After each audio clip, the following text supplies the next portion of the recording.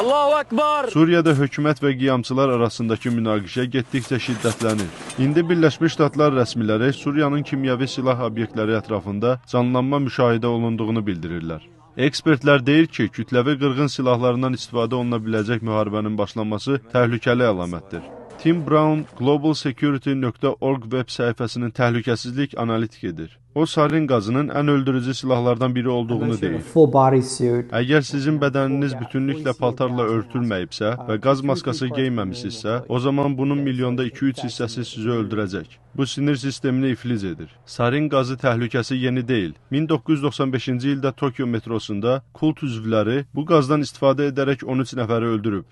Səddam Hüseynin hakimiyyəti dövründə bu silah İraqda kütləvi qırğın silahları arsenalında olub. İran-İraq müharibəsi dövründə Səddamın İran ordusuna qarşı və 1980-ci il İraqın Kürd əhalisinə qarşı istifadə etdiyi digər zərərli qazların beynəlxalq ictimaiyyət tərəfindən təhdid olunmasına baxmayaraq, o zamanlar Bağdada qarşı ABŞ və müttəfiqləri tərəfindən heç bir hərbi təhdid baş verməmişdi. Analitik Tim Brown beynəlxalq ictimaiyyətin təkamül etdiyini bildirir. Birləşmiş Ştatlar və Qərb artıq qərar veriblər ki, kimyəvi silahlardan istifadəyə dözməyəcəklər. Vəssalam. 2003-cü ildə ABŞ kütləvi qırğın silahlarına sahib olduğuna inanıb İraqa qarşı müharibə elan edəndə bu açıq şəkildə aydın edildi. İndi isə Birləşmiş Ştatlar Bəşər əl-Əsədi zəhərli qazdan istifadə etməməsinə dair xəbərdar edib.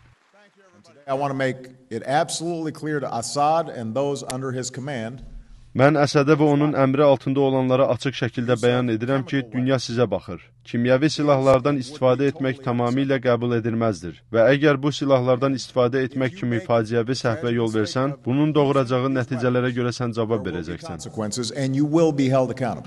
Bu məsuliyyətin nədən ibarət olacağı ictimai şəkildə bəyan edilməyib. Lakin analitiklər birinci mərhələnin Suriyanın hava hücumundan müdafiə sistemini iflic etmək üçün hava hücumu, digərlərinin isə kimyəvi silahdan öz əhalisinə və qonşulara qarşı istifadəni məhdudlaşdırmaq olacağını deyirlər.